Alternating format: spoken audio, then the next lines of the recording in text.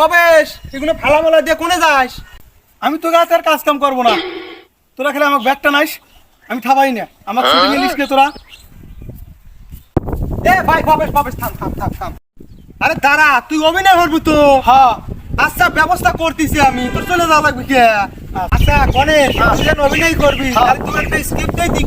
বল। সারা রাজ্যে হাহাকার কেন? সারা রাজ্যে সাহাকার কেন? আরে না, সারা রাজ্যে হাহাকার কেন?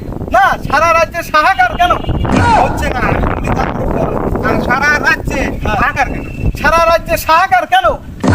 সারা রাজ্যে হাহাকার কেন?